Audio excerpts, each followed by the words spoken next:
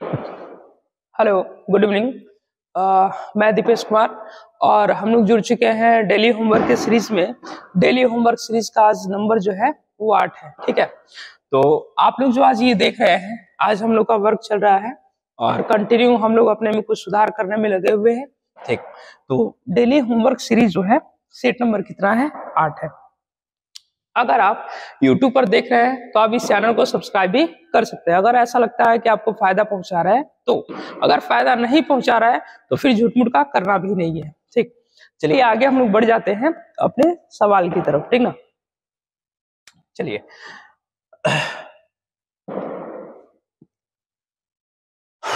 Question number क्या रहा है? पहला है। अभी ये सारा ट्रायल चल रहा है, कलर वगैरह हम लोग अभी डिसाइड नहीं भी किए हैं। ठीक है, लेकिन कुछ दिनों में ये हम लोग का प्रॉपर कलर भी डिसाइड हो जाएगा। अभी सिर्फ ट्रायल चल रहा है। ठीक, तो आप लोग इसके बारे में कुछ फीडबैक भी दे सकते हैं कि सर कलर कैसा है और किस कलर पे ज्यादा अच्छा लगता है। ठीक है, चलिए ठीक है। सबसे पहला ये जो सवाल पूछा है, ठीक है, सबसे पहला जो सवाल पूछा है उसने ये पूछा है कि हिमालय पर्वत का पदीय प्रदेश, ठीक है, हिमालय पर्वत का पदीय प्रदेश, हिमालय का पर्वत पदीय प्रदेश कौन सा है? यानी कि हम लोग पहले भी देख चुके हैं कि हिमालय कितनी श्रेणियों में विभाजित हुआ है और हिमालय का विभाजन कितनी श्रेणियों में किया जा चुका है। ठीक है, तो वैसे में पर्वत पदीय का मतलब होता है कि ऐसा पर्वत जो उसके पैरों के तले हो, यानी कि निचले वाले हिमालय को हम लोग क्या कहते हैं? सिंपल सा सवाल उसने ये बोला है, तो इसका उत्तर आप लोग लगा लीजिएगा। क्या चीज? शिवालिक, शिवालिक। ठीक है, देखिएगा मैंने आपको बताया था क्या चीज कि हिमालय का विभाजन कितने भागों में था बाबू? 4 भागों में। सबसे पहला जो था वो था ट्रांस हिमालय, उसके बाद था महान हिमालय, महान हिमालय को ही इसने क्या बोला? ग्रेट हिमालय बोला। क्लियर? नेक्स्ट आते हैं, इसके बाद है मध्य या लघु हिमालय। ये पीछे का डिस्कशन है, आपको याद होना चाहिए। फिर उसके बाद था शिवालिक। इतना क्लियर है? शिवालिक। ठीक, शिवालिक को इसमें कहा गया है क्या चीज? तो बाह्य हिमालय, बाह्य हिमालय। क्लियर है? इतना में मैंने आपको ये भी बताया था कि ये तीनों जो है महान हिमालय, मध्य या लघु हिमालय और शिवालिक या बाह्य हिमालय, ये जो तीनों है वो आता है समानांतर श्रेणी में। इतना क्लियर है? इतना क्लियर है? ये पहले ही हम लोग चर्चा कर चुके हैं। ठीक ना, चलिए आगे बढ़ जाते हैं, इसी में हम लोग आगे बढ़ जाते हैं। ठीक है, ये है 1 2 3 4। जितने भी बच्चे आप लोग देख रहे हैं, ऐसा कभी मत सोचिएगा कि पीछे के जो भी सेट 7 तक हुए हैं वो आपका रिवाइज नहीं होगा। तो पीछे के जितने भी सेट हुए हैं ना, वो प्रॉपर ऐसे ही रिवाइज होते रहेंगे। ठीक ना, चलिए आगे बढ़ जाते हैं। आगे है हिमालय के बारे में ही हम लोग चर्चा करेंगे। देखिएगा, 1 विहीन हिमालय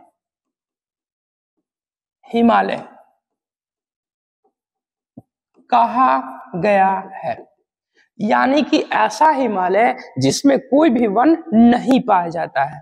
तो कोई भी वन नहीं पाया जाता है उसे हम कहते हैं क्या चीज बाबू? Trans Himalaya, trans Himalaya.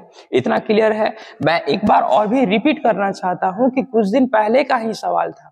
सवाल ये था कि पश्चिमी हिमालय में सर्वाधिक संसाधन किस चीज की उपलब्धता होती है? तो इसमें हम लोग लगाए थे क्या चीज? वन।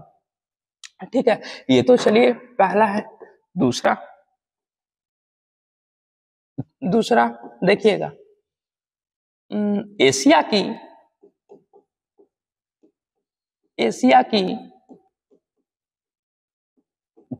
रीढ़ की हड्डी कहते हैं, एशिया की रीढ़ की हड्डी कहते हैं। ठीक है, तो आप लगा लीजिएगा काराकोरम को।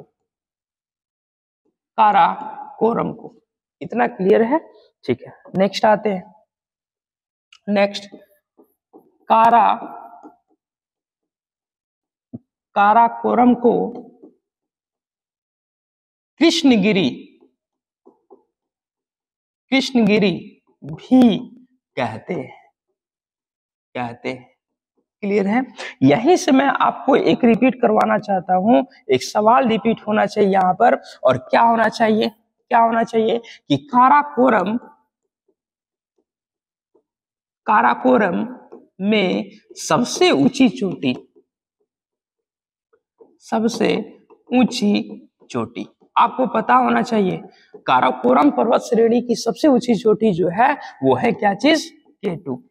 K2, जिसको हम लोग बोलते हैं क्या चीज? गाडविन ऑस्टिन। ठीक है, गाडविन ऑस्टिन।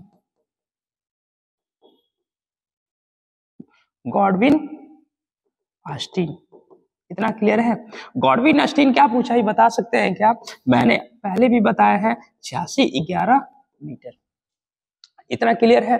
चलिए फिर से आ जाते हैं, आगे बढ़ जाते हैं। ठीक, नेक्स्ट K2 यानी कि गॉडविन ऑस्टिन को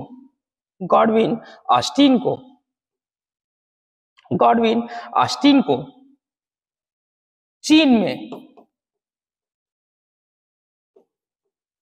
में कहते हैं कोगीर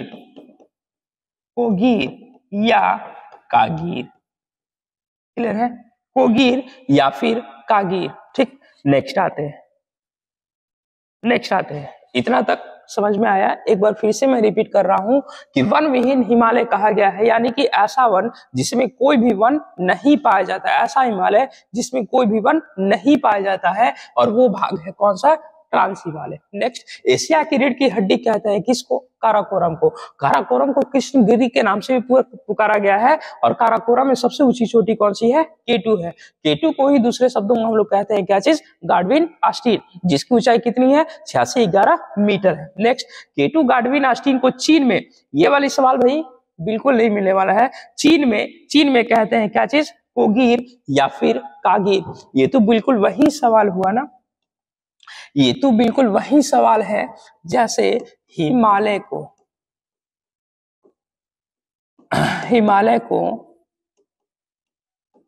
चीन में कहते हैं। ठीक है, और एक सवाल और है बाबू कि हिमालय को नेपाल में कहते हैं। इतना क्लियर है? ये बिल्कुल वही सवाल है। ठीक है, वैसे ही सवाल पूछा है कि K2 को चीन में क्या कहते हैं? तो कोगीर या फिर कागीर। ठीक है, ये सवाल, ऐसे क्वेश्चंस आपको बार बार नहीं मिलेंगे। ठीक है, चलिए, हिमालय को चीन में कहते हैं, क्या कहते हैं? ठीक है, तो ये है चोमुलुंगमा।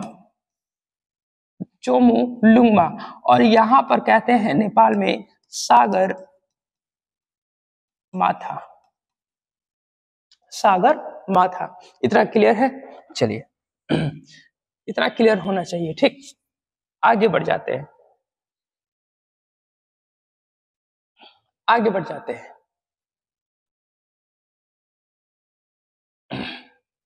चलिए, इसमें कुछ और भी लिखवा दे रहे हैं। ठीक है, इसमें कुछ और भी लिखवा रहे हैं, देखिएगा।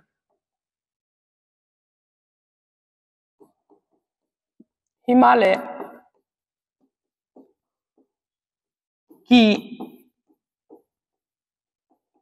की सबसे चौड़ी भाग, जब चौड़ी भाग पूछेगा ना, हिमालय की सबसे चौड़ी भाग, तो हम लोग लगा देंगे क्या चीज? लघु हिमालय।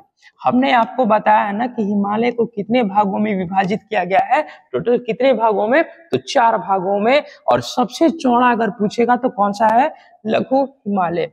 वैसे ही एक नया सवाल बनेगा कि हिमालय की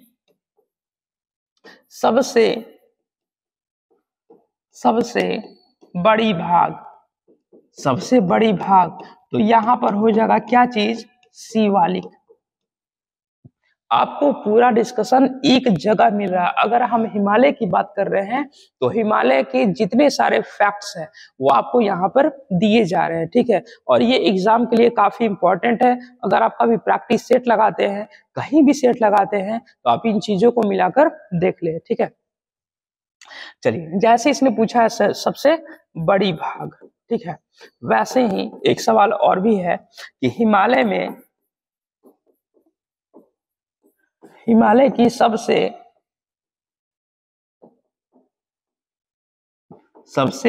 लंबी भाग ये कौन सी है? तो ये हो जाएगा पीर पंजाल श्रेणी, ठीक है, ऐसे लगा लीजिएगा, पीर पंजाल श्रेणी, पीर पंजाल श्रेणी, ठीक है। और ये हिमालय में नहीं, ये आप लिख लीजिएगा कि लघु हिमालय में, ठीक है, लघु हिमालय में।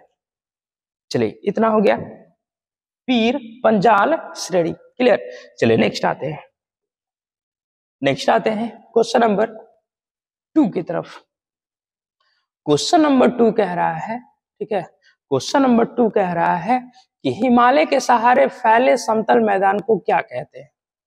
काफी बेहतरीन सवाल है और बहुत बार एग्जाम में भाई पूछा जा चुका है, ठीक है, बहुत बार एग्जाम में पूछा जा चुका है। चलिए, इसका आप लोग लगा लीजिएगा, कौन सा पूछा है, सहारे फैले समतल मैदान को क्या कहते हैं? इसको आप लगा लीजिएगा Bhabar, Bhabar, option B Bhabar, clear है। बहुत बेहतरीन सवाल है और काफी लॉजिकल है। अगर आप इसके डीप को समझ लेंगे ना, इसकी गहराई में जाके समझ लेंगे, तो कभी भी ये सवाल बिल्कुल गलत नहीं होने वाला है, ठीक है। चलिए, बात क्या है किस चीज का? हिमालय का, कि हिमालय के सहारे फैले समतल मैदान को क्या कहते हैं? तो भाबर कहते हैं। देखिए, एक्चुअली है क्या कि अगर कोई भी ऐसे पर्वत है तो पर्वत के बाद ये बिल्कुल समतल मैदान है, ये ऐसे समतल मैदान है, क्लियर है, समतल हो गया, ठीक है। एक लॉजिक ये पहला हुआ।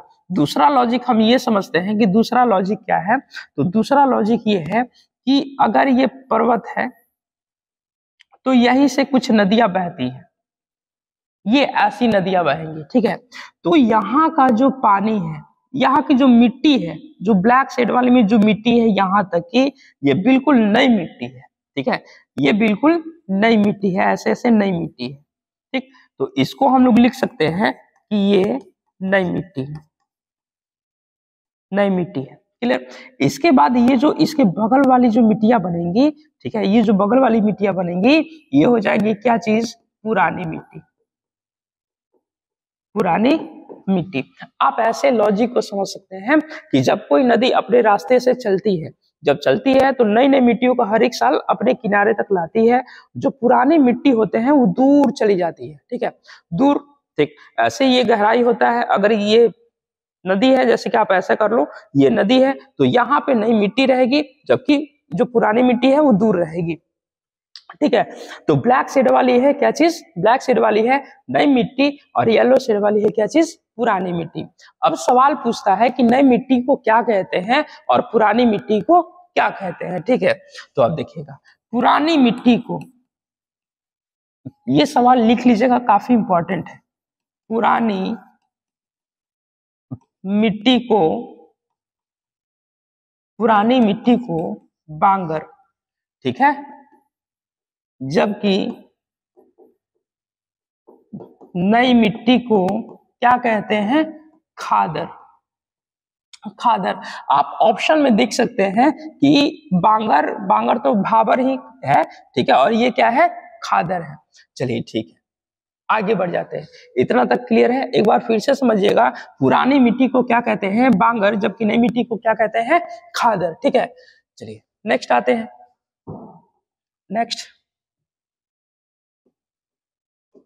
नेक्स्ट हिमालय के पूर्व के मैदान को, हिमालय के पूर्व के मैदान को, ठीक है। और एक सवाल बनेगा कि हिमालय में हिमालय के पश्चिम के मैदान को। ठीक है, ये आपके दो टाइप के सवाल बन जाएंगे। ठीक है, हिमालय के पूर्व में और पश्चिम में। ठीक, चलिए नेक्स्ट, हिमालय के, अब देखिएगा जो पूर्व में है ना, पूर्व में हम लोग बोलते हैं क्या चीज, द्वार, द्वार, जबकि पश्चिम में हम लोग बोलते हैं दून। सवाल को समझिएगा, अगर मैं आपको पूरा ऐसे हिमालय बताया तो हिमालय का जो पूर्वी भाग है, इधर जो पूर्वी मैदान आएगा उसको हम लोग द्वार बोलेंगे, और यहीं से एक शब्द आया हरिद्वार, हरिद्वार, क्लियर है। और जो पश्चिम का मैदान है यानी कि इधर का जो मैदान है उसको बोलेंगे क्या चीज, दून, और यहीं से एक शब्द आया देहरादून। क्लियर है, क्लियर है। चलिए नेक्स्ट आते हैं, नेक्स्ट आते हैं, नेक्स्ट इसको ऐसा समझ लेते हैं। ठीक, एक चीज और कि पश्चिम हिमालय, पश्चिम हिमालय की अपेक्षा, की अपेक्षा पूर्वी हिमालय, पश्चिम हिमालय की अपेक्षा, अपेक्षा पूर्वी हिमालय में, पूर्वी हिमालय में, पूर्वी हिमालय में चोटियां, चोटियां ऊंची, ऊंची होती है। जी बिल्कुल, अगर मैं बात करूं ये पूरा ऐसे हिमालय था, मैंने आपको ये समझाया भी था। ये वाला था कौन सा हिमालय, पश्चिमी हिमालय। ये कौन सा था, पूर्वी हिमालय। ठीक, इसकी चौड़ाई कितनी थी, 460, जबकि इसकी चौड़ाई कितनी थी, 150 मीटर, और ये भी मीटर। ये पहले के क्लासेस में हो चुका है। ठीक है, तो वैसे में कि पूर्वी हिमालय में चोटियां ऊंची ऊंची है, यानी कि इधर वाली जो भी हिमालय है इधर की चोटियां ऊंची है। जैसे कि आप सिक्किम को देखिएगा ना, सिक्किम को, तो सिक्किम जो है वो इस वाले हिमालय में यानी कि पश्चिमी हिमालय में है, और सिक्किम में आपका कंचनजंगा मिल जाएगा। ठीक है, एक चीज तो ये मिला। दूसरा चीज कि जैव विविधता, जैव विविधता भी क्या है, अधिक है, अधिक है। अब देखिए होता क्या है भाई, इधर तो वन है, चलिए ठीक है वन है, लेकिन इधर पूर्वी हिमालय का जो वन है ना वो काफी ज्यादा संकीर्ण होने के साथ साथ काफी ज्यादा बारिश भी होती है, और बारिश में आपको पता है कि जीव जंतु पेड़ पौधे का उपज बहुत ज्यादा है। तो जितने प्रकार के पेड़ पौधे मिलेंगे, जितने प्रकार की प्रजातियां मिलेंगी, वैसे ही जैव विविधता की संख्या भी क्या होगी, बढ़ती जाएगी। ठीक है, तो आप इस लॉजिक को फिर से समझे कि पश्चिम हिमालय की अपेक्षा पूर्वी हिमालय में, पश्चिम हिमालय की अपेक्षा पूर्वी हिमालय में, ये वाली है बाबू पूर्वी हिमालय, ये है पूर्वी हिमालय, और ये जो है ये है पश्चिमी हिमालय। ठीक, तो चोटियां ऊंची ऊंची होती हैं, बिल्कुल सही है। जैव विविधता भी क्या होता है, अधिक होता है। चलिए इतना हो गया, नेक्स्ट आते हैं, नेक्स्ट आते हैं थर्ड नंबर क्वेश्चन की तरफ। थर्ड नंबर क्वेश्चन कह रहा है कि हिमालय पर्यायवाची है। ठीक है, हिमालय जो है मेन हिमालय पर्यायवाची है, किसका है, ठीक, मेन हिमालय जो पर्यायवाची है वो लगा लेंगे हम लोग क्या चीज, मध्य, कहाँ, मध्य हिमालय। ऑप्शन लगाइएगा, ऑप्शन लगाइएगा बी, ऑप्शन लगाइएगा बी, ऑप्शन लगाइएगा बी। चलिए ठीक है, आगे बढ़ जाते हैं, आगे बढ़ जाते हैं। अब हिमालय के बारे में क्या बोला जा सकता है, हाँ चलिए एक टॉपिक अभी बचा है, इसमें देखिएगा, देखिएगा हिमालय का विभाजन, हिमालय का विभाजन प्रादेशिक तौर पर, प्रादेशिक तौर पर 4 भागों में, 4 भागों में किया गया है। 4 भागों में किया गया है। ठीक है, चलिए 4 भागों में किया गया है। अब सवाल यहां से ये बनेगा, सवाल ये बनेगा कि प्रादेशिक विभाजन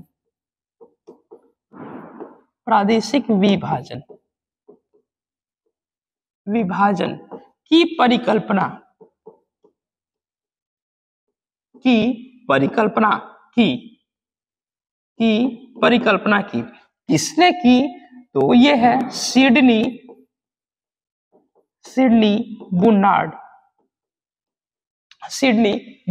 देखिएगा, हिमालय का प्रादेशिक विभाजन सबसे पहले किस व्यक्ति की देन है? तो वो व्यक्ति का नाम है क्या चीज? सिडनी बुनार्ड। अब एक्चुअली होता क्या है मैं एक बार बता दूं। देखिएगा, जैसे कि अगर मैं बहुत बड़े भारत का नक्शा बनाऊं, ठीक है, बहुत बड़े भारत का नक्शा बनाऊं, तो ये कैसे बन सकता है? ये ऐसे बन सकता है। ठीक, इसको और भी अच्छे ढंग से कर देते हैं।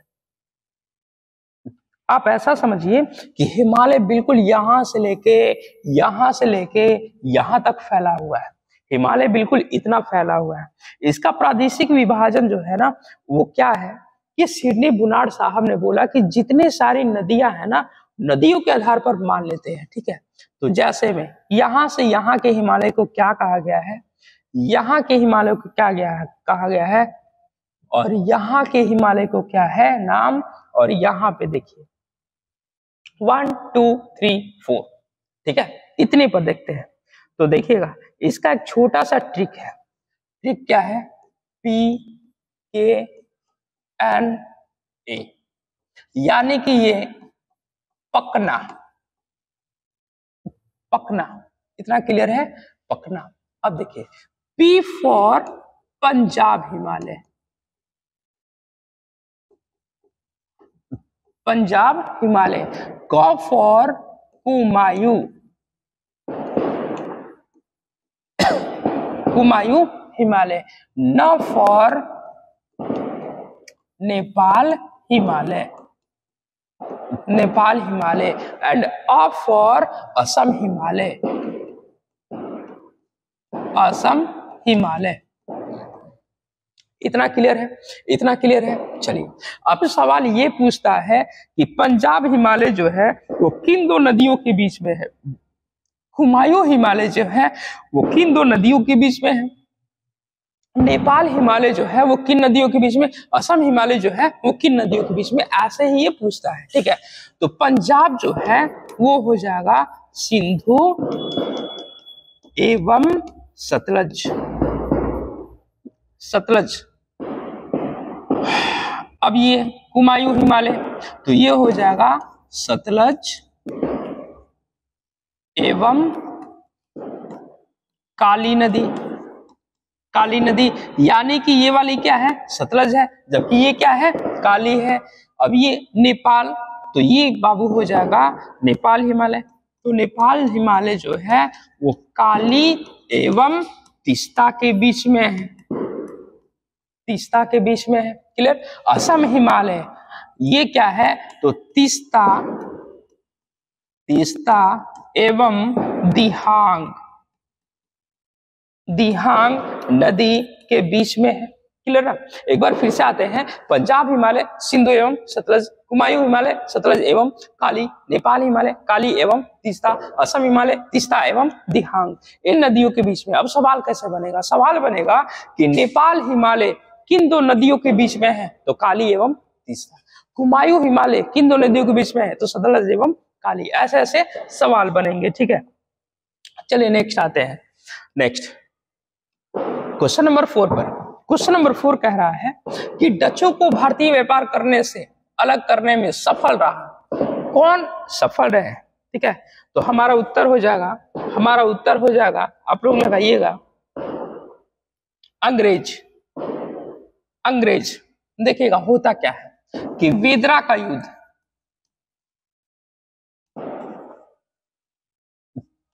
युद्ध कब हुआ? तो ये हुआ 1759 में। किसके बीच? तो अंग्रेज अंग्रेज एवं डचों के बीच, डचों के बीच। क्लियर है? इसमें अंग्रेज जीता और डच क्या हुए? हार गए।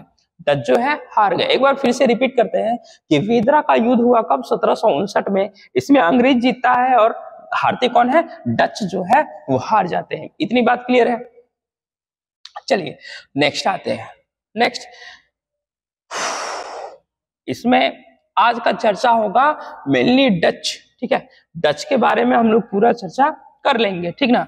तो देखिएगा, इसको ऐसे कर लेते हैं, इसको ऐसे कर लेते हैं और लिखते हैं। ठीक है, डचों की स्थापित फैक्ट्रियां, डचों की स्थापित फैक्ट्रियां। ठीक है, टाइम कितना हो गया थोड़ा देखिएगा। डचों की स्थापित फैक्ट्रियां, ठीक ना? चलिए ठीक है, डचों की स्थापित फैक्ट्रियां। तो देखिए, सबसे पहली फैक्ट्री जो है ना बाबू, मछलीपट्टनम, मछलीपट्टनम। और मछलीपट्टनम जो है वो 1605 में है। और यहाँ लिखा जा सकता है, कि डचों की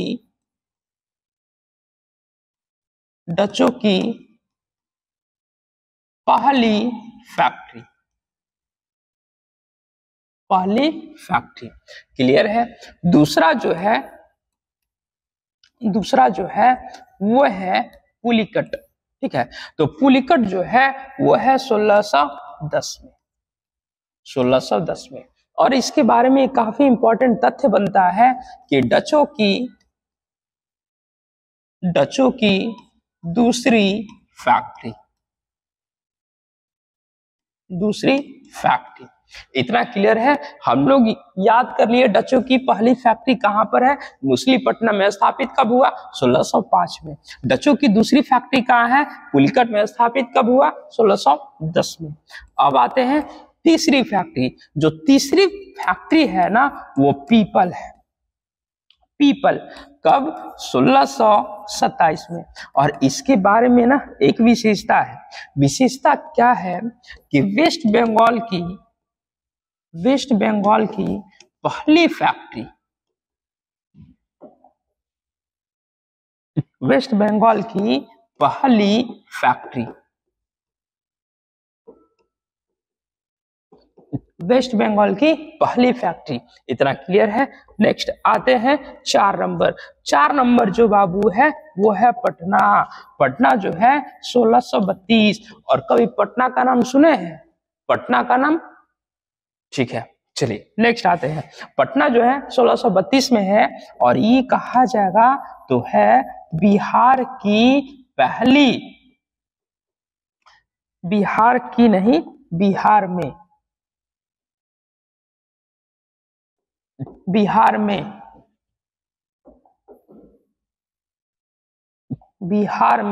डचों की पहली फैक्ट्री। बिहार में डचों की पहली फैक्ट्री। एक बार मैं फिर से रिपीट करना चाह रहा हूं कि मछलीपट्टनम 1605 में डचों की पहली कोठी, पुलिकट 1610 में डचों की दूसरी फैक्ट्री, पीपल 1627 में वेस्ट बंगाल की पहली फैक्ट्री, और पटना 1632 में बिहार की पहली फैक्ट्री। अगर मैं इस सवाल की बात करूं ना, बीपीएससी बिहार दरोगा बहुत बार ये सवाल पूछा जा चुका है उसमें। ठीक है, तो पटना कब? 1632। ठीक है, नेक्स्ट आते हैं। नेक्स्ट एक 5 नंबर है। 5 नंबर लिखिएगा बाबू, चीनसुरा 1653। ठीक है, चीनसुरा जो है वो है आपको पश्चिम बंगाल में। क्लियर है? यहाँ का डिस्कशन पिछले वाले बैच में हो चुका है कि चीनसुरा वाली जो फैक्ट्री थी ना, वो पहली बंद फैक्ट्री थी। इतना उलूग सुसज्जित ढंग से इसको तैयार किया था। ठीक है, चलिए ये था कुछ डच के बारे में। ठीक है, चलिए नेक्स्ट आते हैं क्वेश्चन नंबर 5। क्वेश्चन नंबर 5 कह रहा है कि किस युद्ध में अंग्रेजों ने डचों को क्या किया, तो बुरी तरह हरा दिया। फिर तो वही सवाल है जो पीछे का डिस्कशन है, ठीक। तो पीछे के डिस्कशन में हम लोग ये देख लिए कौन सा था बाबू, वीदरा का युद्ध, ठीक है। कौन सा, वीदरा का युद्ध। तो वीदरा का युद्ध में होता क्या है, वीदरा का युद्ध होता कब है, 1759 में। किसके किसके बीच, तो अंग्रेज और प्लस डच। इसमें अंग्रेज जीतता है और डच क्या है, हारता है। इतना तो क्लियर है। चलिए वांडीवास का युद्ध बताएंगे क्या, वांडीवास का युद्ध 1760 में। इसमें क्या हुआ बाबू, अंग्रेज प्लस फ्रांसीसी, इसमें अंग्रेज जीतता है और फ्रांसीसी हारते हैं। स्वाली का युद्ध किसी को याद है, स्वाली का युद्ध अंग्रेज वाला था, थॉमस बेस्ट वाला था, ठीक है। स्वाली का युद्ध 1612, थॉमस बेस्ट, और ये क्या है, एक अंग्रेज है, जीता, ठीक है। नेक्स्ट चौसा का युद्ध किसी को याद है, 1539 में, 1539 में, और ये हुमायूं द्वारा था, हुमायूं द्वारा लड़ा गया। इतना क्लियर है। एक बार फिर से आते हैं कि किस युद्ध में अंग्रेजों ने डचों को बुरी तरह हराया, तो हमारा उत्तर हो जाएगा क्या चीज, वेदरा का युद्ध। वेदरा का युद्ध हुआ कब, 1759 में, अंग्रेज एवं डच के बीच, ठीक। नेक्स्ट आते हैं वांडीवास का युद्ध कब हुआ, 1760 में हुआ, अंग्रेज एवं फ्रांसीसी के बीच। अंग्रेज जीतते हैं, फ्रांसीसी हार जाते हैं। नेक्स्ट स्वाली का युद्ध 1612 में, थॉमस बेस्ट जो है वो जीता। चौसा का युद्ध 1539 में हुमायूं द्वारा लड़ा गया था। क्लियर। चलिए नेक्स्ट आते हैं। इसका उत्तर मुझे शायद नहीं पता, लेकिन आपको पक्का पता होगा, ठीक है। डचों ने पहली फैक्ट्री लगाई थी, कहाँ लगाई भाई, डचों ने पहली फैक्ट्री कहाँ लगाई, तो डचों की पहली फैक्ट्री जो थी वो थी कहाँ पर, मछलीपट्टनम में, मछलीपट्टनम में। क्लियर है, मछलीपट्टनम में, ठीक है। पहली, अगर मैं दूसरी कह दूं तो दूसरी था कहाँ, पुलिकट में। चलिए नेक्स्ट आते हैं, डचों के बारे में कुछ जान लेते हैं, ठीक। देखिएगा कार्टिल व्यवस्था,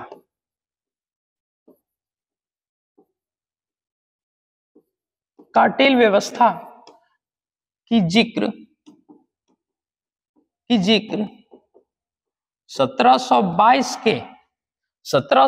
के एक दस्तावेज में, 1722 के दस्तावेज से मिलता है, क्लियर है। चलिए नेक्स्ट आते हैं, भारत में, नेक्स्ट है कि भारत में सबसे पहले वेतन देकर उद्योग शुरू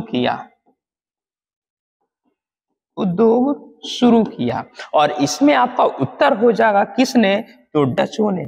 आप मुझे ये बताएं, जब आप कोई काम करवाते हैं, अगर वेतन पे काम करवाते हैं ना, तो ज्यादा सुसज्जित ढंग से होता है। जैसे सबसे पहले वेतन भोगी सेना रखने वाले व्यक्ति का नाम था अलाउद्दीन खिलजी।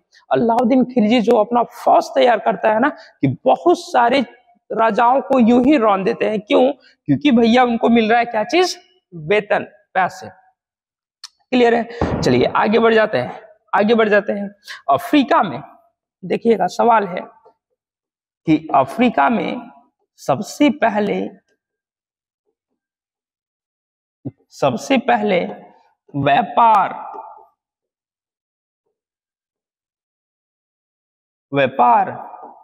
शुरू करने वाले वो भी कौन बने, तो डच बने। मैं अफ्रीका की बात कर रहा हूं, ठीक है। चलिए नेक्स्ट आते हैं 7 नंबर क्वेश्चन। 7 नंबर क्वेश्चन कह रहा है कि संविधान सभा को किसने मूर्त प्रदान किया, ठीक है।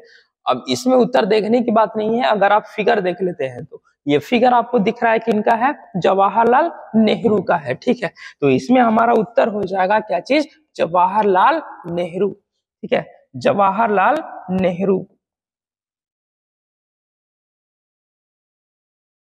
जवाहरलाल नेहरू, ठीक है, ये लगा लेंगे उत्तर। चलिए नेक्स्ट आते हैं, संविधान सभा को इनको क्या बोला गया है, देखिएगा, भीमराव अंबेडकर, इनको बोला गया है आधुनिक मनु, आधुनिक मनु, ठीक है।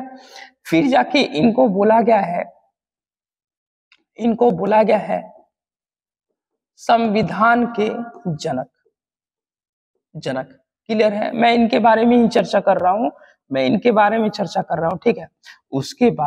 उसके बाद भीमराव अंबेडकर का भी पुण्यतिथि मनाया गया, ठीक है, पुण्यतिथि मनाया गया कितने तारीख को, 6 दिसंबर को, 6 दिसंबर को भीमराव अंबेडकर की पुण्यतिथि को, पुण्यतिथि को, पुण्यतिथि को महापरिनिर्वाण, महापरिनिर्वाण, महापरिनिर्वाण दिवस के रूप में, दिवस के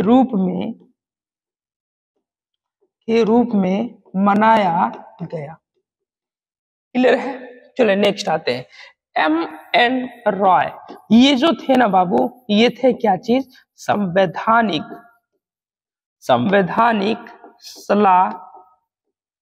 सलाहकार, इतना क्लियर है। M.N. रॉय जो थे, ठीक है, वो थे क्या चीज, संवैधानिक सलाहकार। संविधान सभा को किसने मूर्त रूप प्रदान किया, ठीक। चलिए आगे बढ़ जाते हैं, आगे बढ़ जाते हैं, अभी और है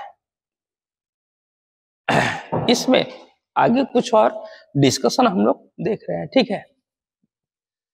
चलिए बात कर रहा है संविधान का, तो देखिएगा, संविधान सभा के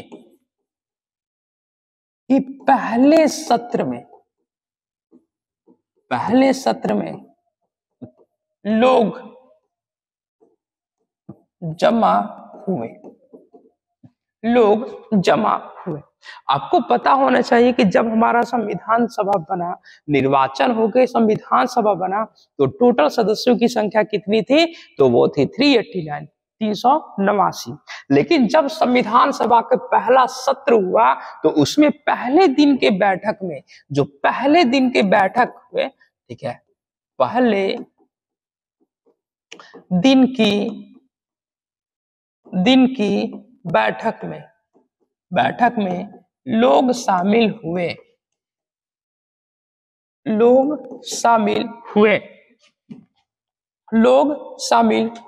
और टोटल लोगों की जो संख्या थी ना, वो थी कितना, 207 लोग। 389 में से पहले दिन जो जमा हुए थे वो थे कितने, 207 लोग। ऐसे ही बिल्कुल सेम सवाल कि हस्ताक्षर करने वाले लोगों की संख्या कितनी थी, 284 थी। महिलाओं की संख्या हस्ताक्षर करने वाली कितनी थी, तो 8 थी, ठीक है। टोटल महिलाएं कितनी थी, 15 थी, और पहले दिन जो महिलाएं थी उनकी संख्या कितनी थी, 11 थी। वैसे ही सवाल बनता है कि सबसे अधिक महिलाओं की संख्या किस राज्य से थी, यूपी से। सबसे पहली SC ST जो महिला थी वो दक्षिणी बेलायुद्धन थी, दक्षिणी बेलायुद्धन। उसके बाद एक और भी सवाल था, सवाल ये था कि 15 महिलाओं में एकमात्र मुस्लिम महिला थी, उनका नाम क्या था, बेगम इजाज रसूल। ये सारे डिस्कशन पहले किए जा चुके हैं। चलिए ठीक है, आगे बढ़ जाते हैं, देखिएगा। प्रथम बैठक की आमंत्रण, प्रथम बैठक का आमंत्रण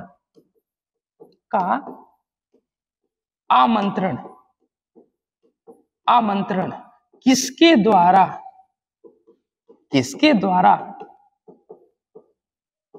संविधान सभा को दिया गया। बहुत बेहतरीन सवाल है और यह आपको कहीं मिलेगा भी नहीं। यानी कि वह व्यक्ति कौन है जिसने संविधान सभा को ये बोला था कि आप इस दिन आकर बैठक लगा सकते हैं। ठीक है, ये सवाल बिल्कुल आपको कहीं मिलेगा भी नहीं और इसका उत्तर है HV Iyengar. HV Iyengar. Clear है? चलिए नेक्स्ट आ जाते हैं। किस बैठक को किस बैठक को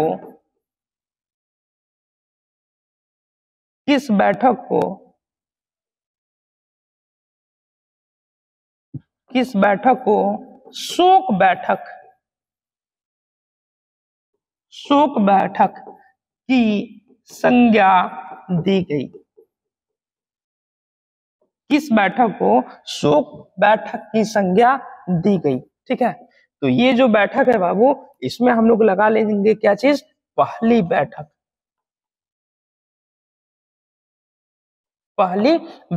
और पहली बैठक क्यों? क्योंकि एक व्यक्ति की मृत्यु हो गई थी और वो था क्या? कौन? प्रसन्न देव राय।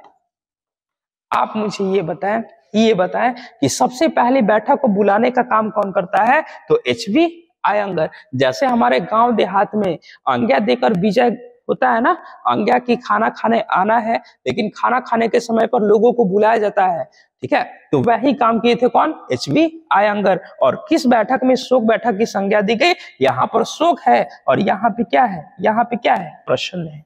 आप लोग देखिएगा, यहाँ शोक है और यहाँ प्रसन्न है, क्योंकि प्रसन्न देव राय की क्या हो जाती है? मृत्यु हो जाती है। ठीक है, चलिए नेक्स्ट आ जाते हैं 8 नंबर सवाल। 8 नंबर क्वेश्चन कह रहा है कि संविधान सभा में किस देशी रियासत ने भाग नहीं लिया था? काफी इंपॉर्टेंट सवाल है, बहुत बार ये पूछा जा चुका है। इसमें आप लोग उत्तर लगा लीजिएगा क्या चीज? हैदराबाद ने ना बिल्कुल हद मचा रखी थी। ठीक है, तो हैदराबाद को हम लोग किए क्या कि बाद में इसको अपने में मिला लिए और ये था ऑपरेशन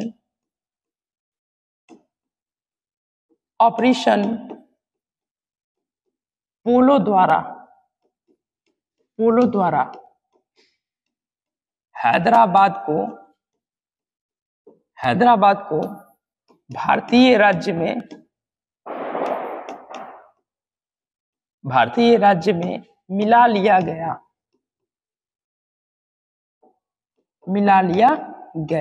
इतना क्लियर है?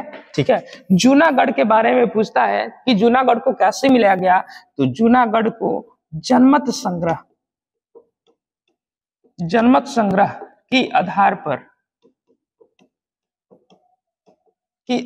पर मिलाया गया। क्लियर है?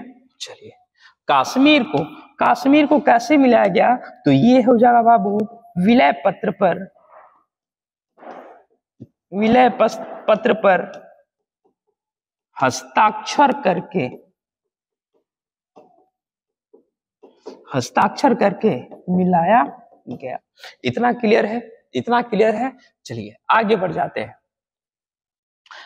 जाते हैं अभी और संविधान सभा से। ठीक है, चलिए देखिएगा।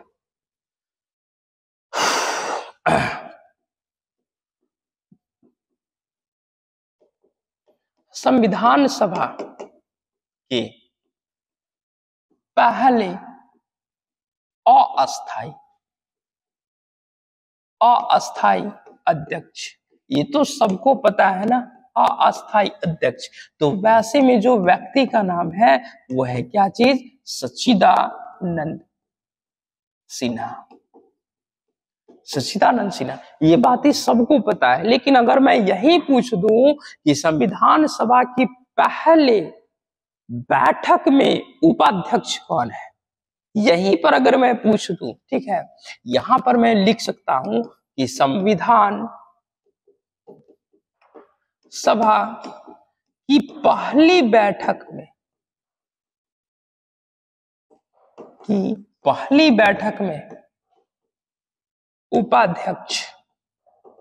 उपाध्यक्ष, यहां पर उपाध्यक्ष जो है वो कौन है? ये उपाध्यक्ष कौन है? कोई बताएंगे? कोई बताएंगे? Frank Anthony, Frank Anthony.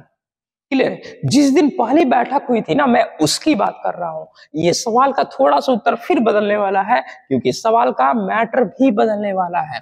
अगर मैं कह दूं कि संविधान सभा की अस्थाई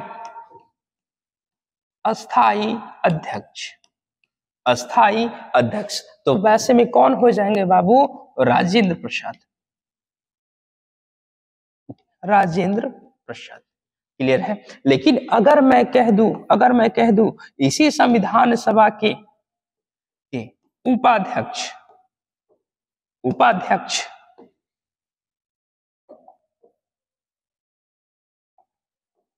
उपाध्यक्ष तो हो जाएगा क्या चीज?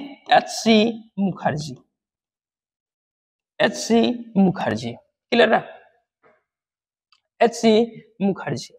अब आते हैं यहां पर, ये जो थे ना मनोनीत थे, यहां पर ये जो थे मनोनीत थे। लेकिन सवाल अभी और बनेगा कि संविधान सभा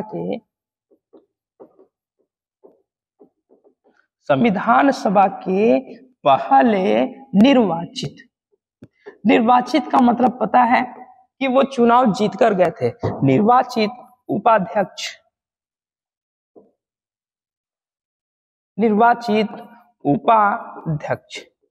ये जो उपाध्यक्ष है ना, ये बदल जाएंगे और उत्तर सेम रहेगा, सवाल सिर्फ चेंज है।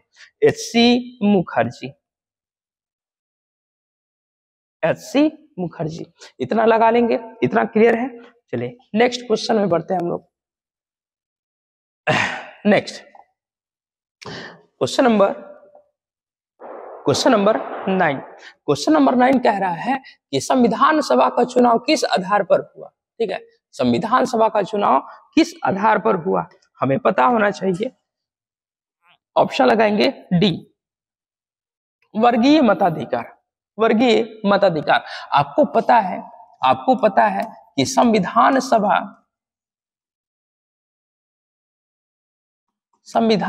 का चुनाव 1946 में। इतना क्लियर है? नेक्स्ट आते हैं 1946 में। ठीक, नींद आ रहा है क्या? 47 नींद आ रही है आपको? नहीं। चलिए, संविधान सभा का चुनाव कब हुआ? 1946 में। 47 मिनट, लगभग 47 मिनट हो गए हैं और हम लोग अभी सवाल नंबर पहुंचे हैं 9 पर। पहुंचना है कहां तक? 15 तक। ठीक है, चलिए जल्दी थोड़ा अपना डिस्कशन को बढ़ाते हैं। ठीक है, तो संविधान सभा का चुनाव जो हुआ वो हुआ कब? 1946 में। इसमें जो वर्गीय मताधिकार है ना, वो था SMS, यानी कि देखिए, ये था सामान्य का, ये था मुस्लिम का, और ये वाली जो सीट थी वो थी सिख, नहीं, साधारण सिख। चलिए ठीक है, यानी कि इसको अन्य वाले में भी बोलते हैं। ठीक है, अन्य वाले में भी बोलते हैं, सामान्य, मुस्लिम एवं सिख। चलिए ये वाली डिस्कशन को ऐसे रोकते हैं, पार्टियों के आधार पर बता देते हैं। ठीक है, पार्टियों के आधार पर इस वाले में हुआ क्या कि इस वाले में मिला था कांग्रेस को 208 सीट। ठीक है, उसके बाद मुस्लिम लीग को 73 सीट एवं अन्य को मिले थे कितना? 15 सीट। इतना क्लियर है? चलिए ठीक, वर्गीय मताधिकार। नेक्स्ट है 10 नंबर कह रहा है कि गोल्जी काय का प्रमुख कार्य क्या है? गोल्जी काय का, तो गोल्जी काय करता क्या है कि स्राव करता है। किसी भी हार्मोन का हमारे शरीर में वो क्या करेगा? स्राव करेगा। इतना क्लियर है? चलिए, गोल्जी काय की खोज करता खोज करता, केमियो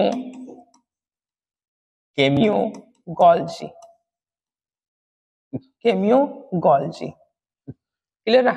चलिए नेक्स्ट आते हैं, एक मुझे ये बताएंगे माइटोकॉन्ड्रिया, पीछे का सवाल है बाबू, माइटोकॉन्ड्रिया श्वसन करता है, माइटोकॉन्ड्रिया श्वसन करता है, इस बात की पुष्टि किस व्यक्ति ने की, इस बात की पुष्टि किस व्यक्ति ने की, ये पहले क्वेश्चन हो चुका है, पुष्टि की किसने, तो किंग सबरी ने। पीछे का जितना सारा हो चुका है ना, आप रिवाइज करते रहे, क्योंकि कहीं ना कहीं डिस्कशन में इसका काम होते रहेगा, डिस्कशन में ये सारे सवाल मिलते रहेंगे, ठीक है। चलिए नेक्स्ट आते हैं, कह रहा है कि सबसे छोटी कोशिका है, कौन सी कोशिका है, माइकोप्लाज्मा, ठीक है। ऑप्शन लगा लेंगे, इसमें ऑप्शन लगा लेंगे, ठीक है, ऑप्शन लगाइए बी, माइकोप्लाज्मा, ऑप्शन बी। चलिए नेक्स्ट आते हैं, देखिएगा सबसे छोटी कोशिका बोला है ना, अगर पूछेगा कि मानव शरीर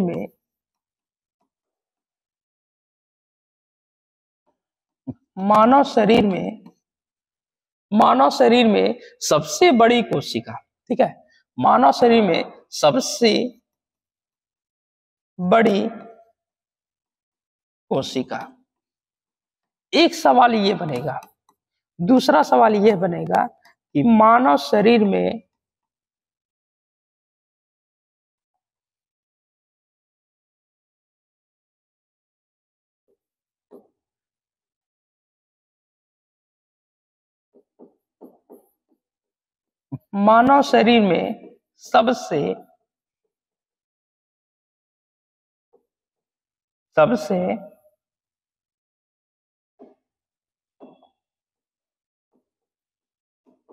सबसे छोटी कोशिका, 50 मिनट होगा तो बोलिएगा, ठीक है। 52 हो गया, सबसे छोटी कोशिका, तो इसमें आप लगा लेंगे क्या चीज, अंडाणु, और इसमें लगा लेंगे क्या चीज, शुक्राणु। इतना क्लियर है। चलिए नेक्स्ट आते हैं, अंतःप्रद्रव जालिका की खोज किसने की है, ठीक है, यानी कि AR एंडोप्लाज्मिक रेटिकुलम की खोज किसने की है, ठीक है, ER की खोज किसने की है, तो आप लगा लीजिए क्या चीज, पोर्टर, ठीक है, पोर्टर। ER कितने टाइप के, दो, एक होता है SER और एक होता है RER, smooth endoplasmic reticulum, rough endoplasmic reticulum, ठीक है। नेक्स्ट आते हैं, वायुमंडलीय दाब मापने के लिए यंत्र कौन सा लगाएंगे, हम लोग लगा लेंगे कौन सा, हम लोग लगा लेंगे बैरोमीटर। आपको पता है हाइड्रोमीटर मैंने लिखवा दिया है, क्या चीज, जल मापने के लिए, हाइग्रोमीटर आर्द्रता मापने के लिए, आर्द्रता, और ये जलीय दाब, ठीक है। चलिए नेक्स्ट आते हैं, नेक्स्ट कह रहा है कि प्रकाश की तीव्रता मापने का उपकरण निम्न में से कौन है, ठीक है, तो हम लोग लगाएंगे क्या चीज, पायरोमीटर, क्योंकि ये देखिए ये हवा को मापेगा, हवा को मापता है, बैरोमीटर वायु दाब को, और सोनार क्या करता है कि पानी में डूबी हुई चीजों को पता लगाता है, ठीक है, ऐसे लिख लेंगे इसको,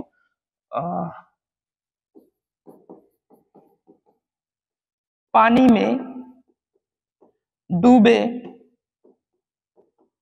चीजों को पता लगाता है, क्लियर। चलिए नेक्स्ट आते हैं, सबसे क्रियाशील धातु आप लगा लीजिएगा, इसका उत्तर आप लोग लगा लीजिएगा पोटेशियम,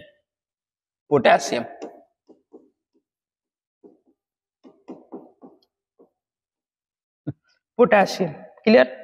नेक्स्ट आते हैं, ये क्या हो जाएगा बाबू, सोडियम, ये एल्यूमिनियम, Fe लोहा। चलिए हो गया, कितना मिनट हो गया, चलिए, ये जो था ये टोटल आपके कितने, तो 15 सवालों का डिस्कशन था। काफी ज्यादा टाइम अभी खींच रहा था। हम लोग के पास सिर्फ और सिर्फ टाइम होता है 1 घंटे का। 1 घंटे में पूरा डिस्कशन हमें करना होता है, ठीक है।